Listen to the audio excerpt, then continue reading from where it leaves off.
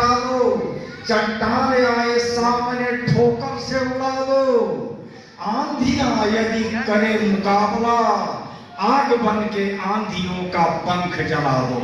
ऐसा बना, ऐसा साहसी पराक्रमी बाबा साहब के जैसा। बाबा साहब साहसी थे, पराक्रमी थे और दृढ़ प्रतिज्ञा थी बाबा साहब। आगे मैं आमंत्रित करता हूं जिनके ऊपर सबकी निगाहें लगी हुई हैं, आज के मुख्य वक्ता आदरणीय प्रदीप्तो कुमार शाह जी को, जो हमारे additional district education officer Jharsuguda हैं। आदरणीय प्रदीप्तो कुमार शाह जी वे अपना उद्बोधन प्रस्तुत करें।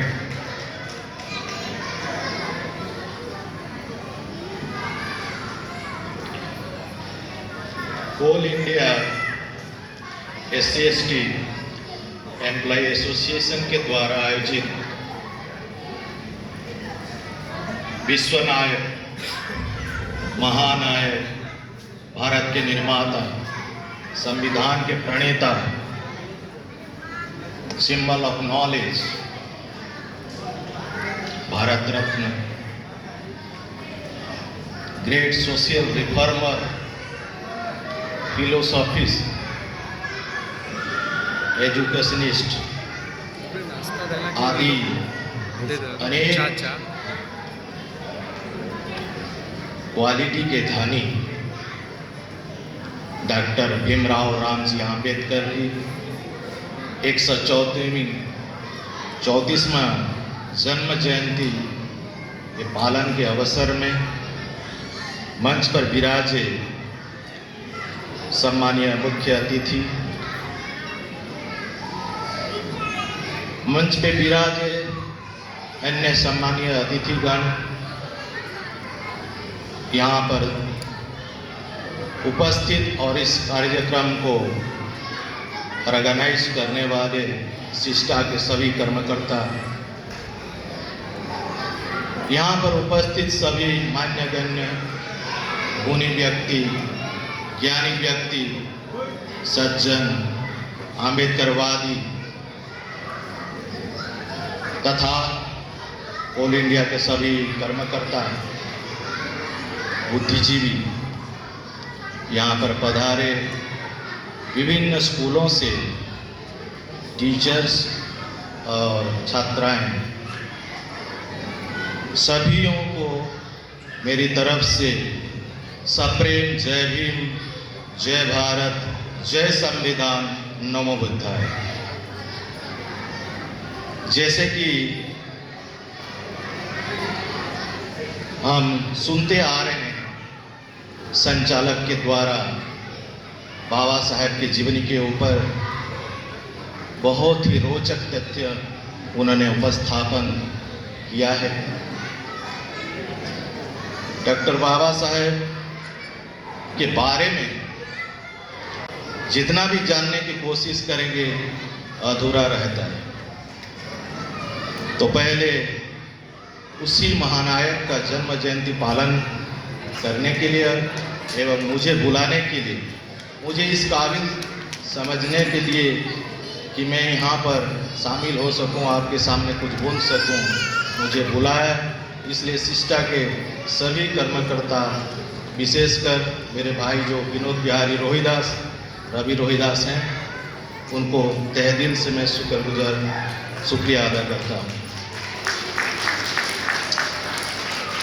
ऐसे तो फॉर्मेलिटी के हिसाब से सभी जगहों पर कर रहे हैं, कुछ तहे दिल से कर रहे हैं, कहीं कहीं पर जी जान लगाकर जन्म जयंती पालन कर रहे हैं। यहाँ का माहौल देखा, बहुत अच्छा लगा, बहुत ही सुंदर तरीके से ये जन्म जयंती पालन कर रहे हैं। ये जो बच्चों को बुलाकर उनके शिक्षा के लिए प्रेरित कर रहे हैं, उनको जो कुछ किट्स देने वाले हैं, इसलिए मैं विशेष साधुवाद ज्ञापन करता हूँ सिस्टर को कि बाबा साहेब का जो कारवां था उसको आगे बढ़ाने के लिए वो काम कर रहे हैं, वास्तविक प्रशंसनीय है। बाबा साहब ऐसे व्यक्तित्व हैं जिनके बारे में बहुत बड़े बड़े गुणी ज्ञानी जन ने स्वीकार किया है कि rarest person of the world. ऐसा व्यक्तित्व कभी कभी मिलते हैं, सदी में कभी कभी जन्म लेते हैं, और वो फिर ऐसे माहौल में, ऐसे परिस्थिति में जहाँ पर अशिक्षा हो, जहाँ पर गरीबी हो,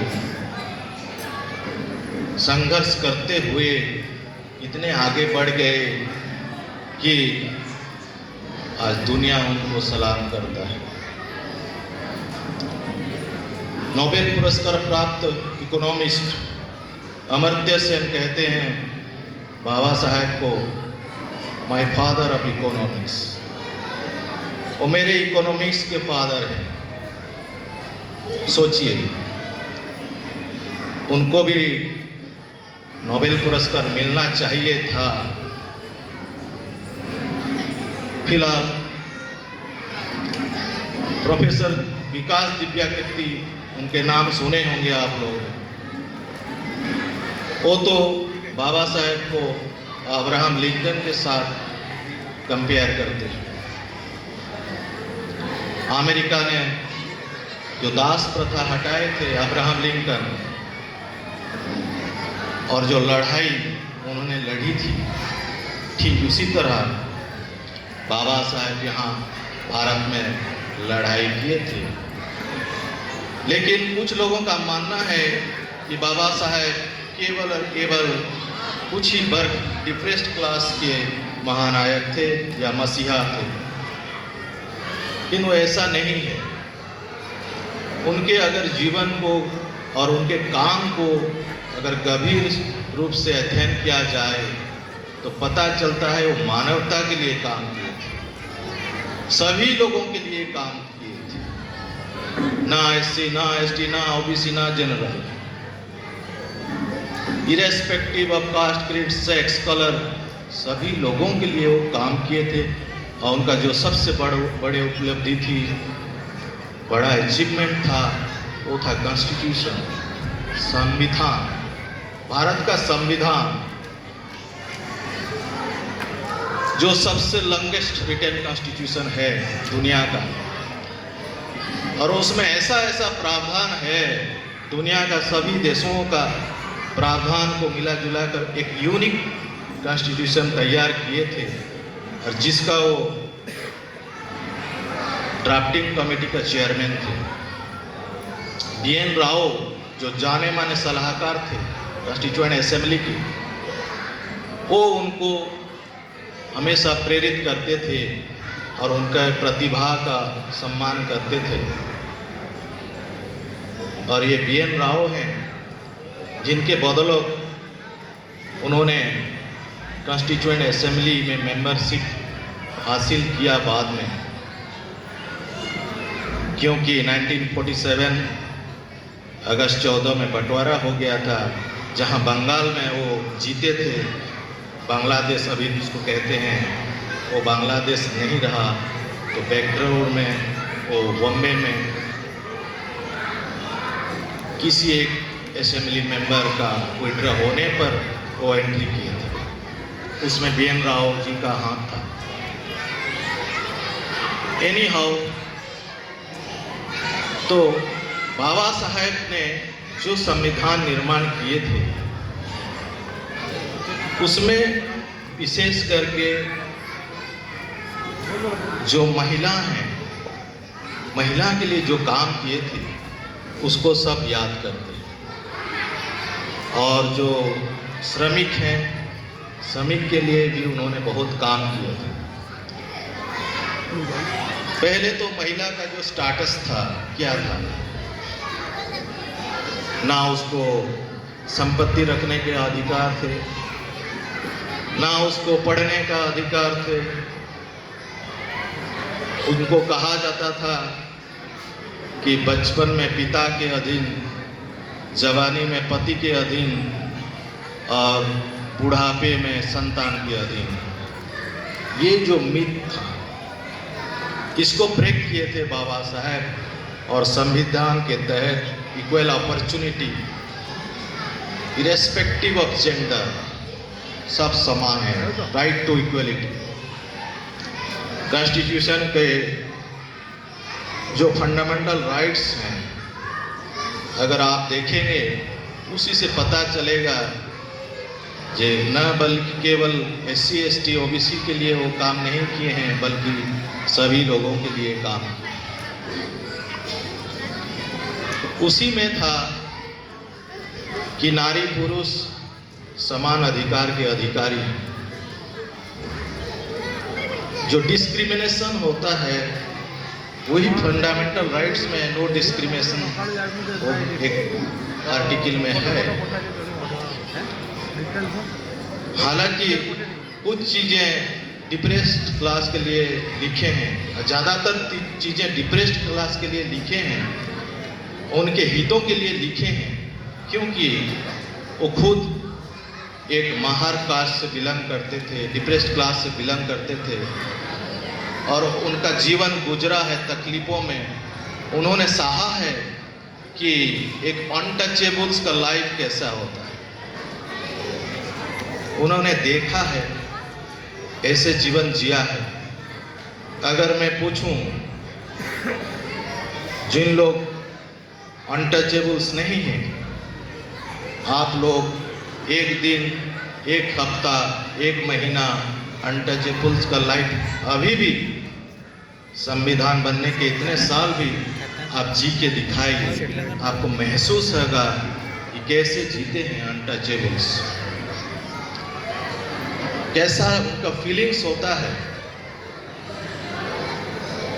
आर्टिकल 17 में वो क्लियर अनटचेबिलिटी का एवोल्यूशन के लिए लिख दिया था। लेकिन दुख की बात है कि बहुत जगहों में अभी भी अनटचेबिलिटी है। कुत्ता को छू लेंगे,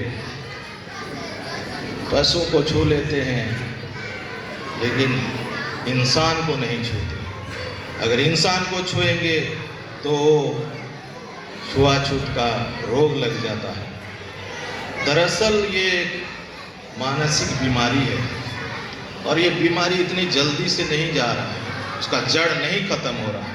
इतने प्रावधान होने के बाद जो फंडामेंटल राइट्स है वो enforceable bye code of law.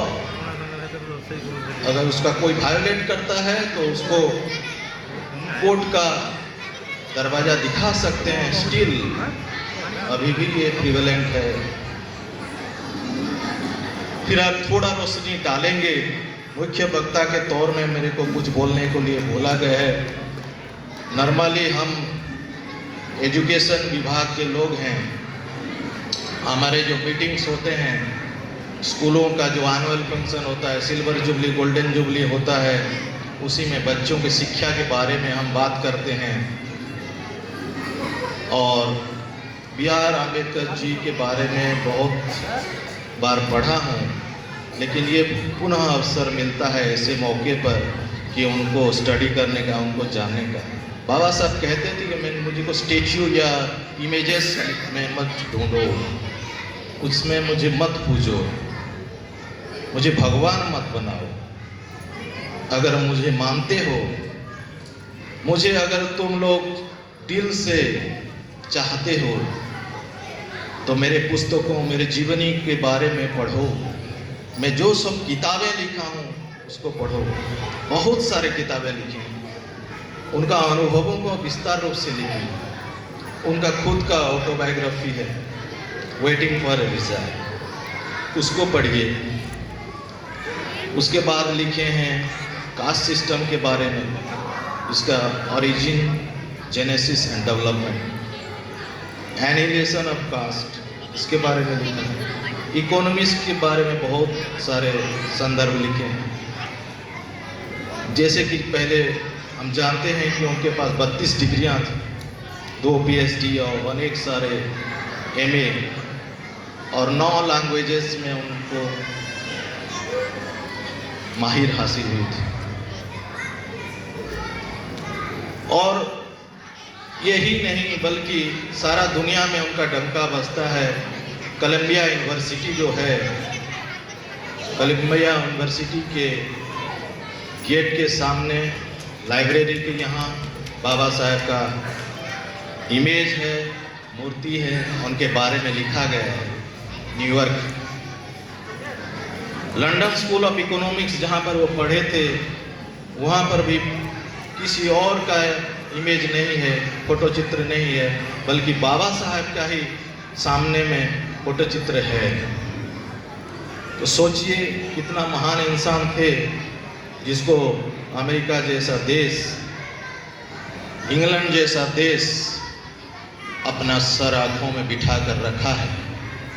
अफसोस की बात है कि हमारे देश में कुछ लोग अभी भी अनादर करते हैं, सोचते हैं ये तो दलितों की मसीहा है। कुछ लोग वोट बैंक के लिए उनका नाम इस्तेमाल भी करते हैं, और बहुत सारे अचीवमेंट हैं। उनको भारत रत्न मिला उनके मरने के उपरांत 1990 में, जबकि पहले मिल जाना चाहिए था। 1990 में एक रुपया का कॉइन निकला उनके सम्मान में, बाद में उनके नाम का डाक टिकट निकला, 125 रुपया का कॉइन भी निकला। उनके नाम में बहुत सारे फिल्में बनी है, डॉक्यूमेंट्रीज बने हैं, प्लेस हैं, उनके नाम में एयरपोर्ट से बहुत सारे संस्थान हैं। अभी एक सीरियल है जो 2019 में NTV ने एयर किया था, एक महानायक डॉक्टर BR अम्बेडकर। अगर आप लोग देखे होंगे, प्रत्येक एपिसोड इतनी निखुण तरीके से बाबा साहेब के लाइफ को पिक्चराइजेशन किया है, विजुअलाइज किया है, मानना पड़ेगा। लगता है कि मैं अभी उस सदी में जी रहा हूँ, उनके टाइम में जी रहा हूँ, उनको देख रहा हूँ, उनको अनुभव कर रहा हूँ, कैसे तकलीफ में गुजरे हैं, कैसे समाज के प्रताड़ना और सहे हैं, वो फील होता है। उनका जो नाम है डॉक्टर भीमराव रामजी आम्बेडकर, उनके नाम में उनके माता पिता और गुरुजी का नाम है। जो भीमराव है, भीमा बाई उनके माता का नाम, भीमाबाई साकपाल। रामजी मालोजी साकपाल उनके पिता के नाम, और आम्बेडकर उनका एक गुरु के नाम, जो ब्राह्मण थे। और उनके प्रतिभा के, BR अम्बेडकर की प्रतिभा के इतने बड़े प्रशंसक थे कि उनका जो मूल टाइटल साकपाल था या फिर अम्बावड़ेकर था, उसको बदलकर उन्होंने अपना टाइटल उनको दिया और वहीं से BR भीमराव अम्बेडकर नाम से जाना गया। वो जो रहते थे मध्य प्रदेश का महो, जो कैंटनमेंट था, एक मिलिट्री बेस था, मिलिट्री कैंटनमेंट था। उनके पिता एक सूबेदार थे ब्रिटिश इंडिया आर्मी के, और उनके जो पूर्वज थे वो सब ईस्ट इंडिया कंपनी में छोटे मोटे पद में, सेना के छोटे मोटे पद में रहे थे। लेकिन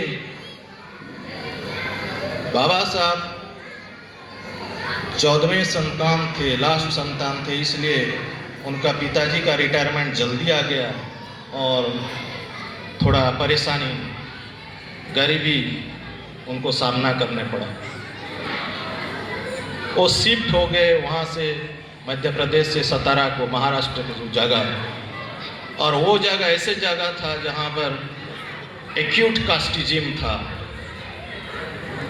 और वहाँ पर SC/ST लोगों का पढ़ने का कोई परमिशन नहीं था। उस समय कोई सोच भी नहीं रहा था, SC/ST लोग पढ़ने के लिए हिम्मत नहीं कर रहे थे, ऐसा व्यवस्था था।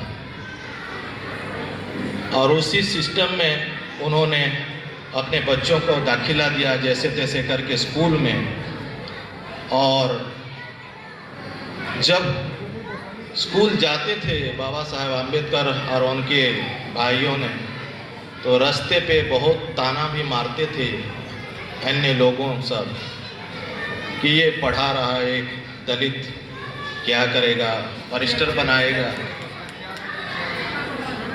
एक बार तो ऐसा हुआ कि उनको हाथापाई करने में उतर गए गांव के लोग, क्यों पढ़ा रहे हो बोले। स्कूल में भी ऐसी दशा थी, बाबा साहब गए तो उनको ठीक क्लासरूम के बाहर उनको पढ़ने के लिए अनुमति मिली थी और उसको संघर्ष किया और फिर बाद में क्लासरूम के अंदर जाने का उनको अनुमति मिला। लेकिन क्लासरूम के अंदर भी सवर्ण के साथ नहीं बैठते थे, वो एक कोने में बैठते थे अपना एक बोरा लेकर, और वो उनको टीचर्स लोग पूछते भी नहीं थे, उनको आंसर पता था, अनेक चीज़ का आंसर वो हाथ ऊपर करते थे, लेकिन उनको कभी कभी बाई चांस पूछ लेते थे, नहीं तो नहीं पूछते थे। ऐसा भी स्थिति था क्योंकि वो दूर में बैठते थे, सुन नहीं पाते थे, इसलिए कम से कम वहाँ पर बैठने का अलाउ हो गया। और ऐसी स्थिति में एक अच्छे टीचर थे जिन्होंने उनको सपोर्ट किया और बहुत आगे बढ़ाया।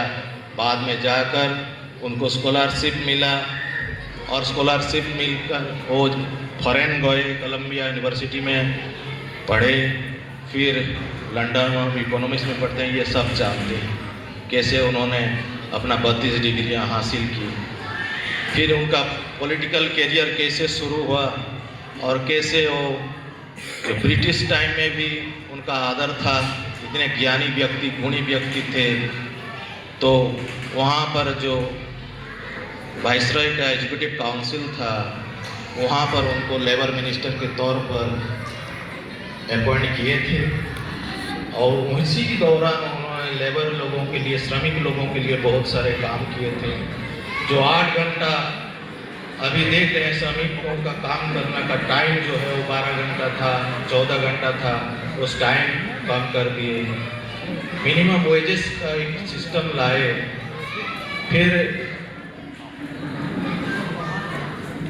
जो इंश्योरेंस स्कीम है उसका लाए और बहुत सारे ऐसे रिफॉर्म किए हैं, अनगिनत रिफॉर्म किए हैं और सोशल वर्क किए हैं। महाड़ में दलितों के लिए काम किए थे, जो सत्याग्रह किए थे, वो पानी को पीने के लिए सर्वसाधारण स्थल में या फिर पानी में नहाने के, पुष्करिणी को जाने के लिए सत्याग्रह किए थे। मंदिर में प्रवेश के लिए आंदोलन किए थे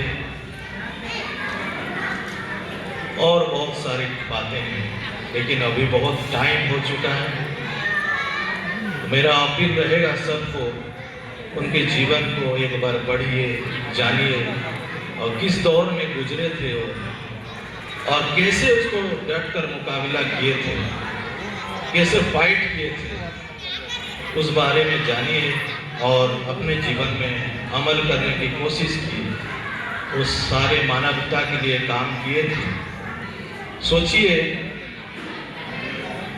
कुछ लोग डिप्रेस क्लास बोल के थोड़ा चिल्लाते हैं कि उनको सब कुछ मिल जा रहा है, रिजर्वेशन है, ऐसा है, तैसा है।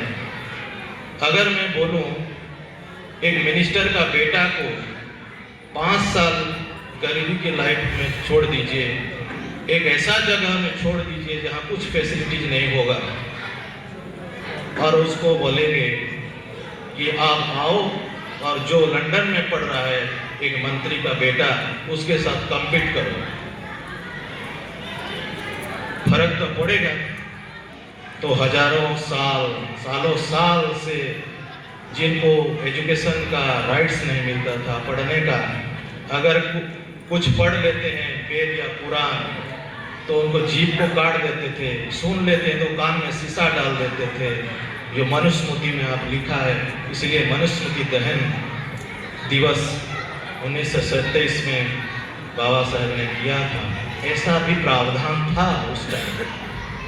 तो किसी भी आदमी को, इंसान को सब प्रकार सुविधा सुजोग इक्वल के तरह, समानता के तरह चाहिए। उसी के लिए लड़े थे बाबा साहब और काफ़ी हद तक वो हम हासिल किए हैं। लेकिन बहुत सारा अभी भी बाकी है।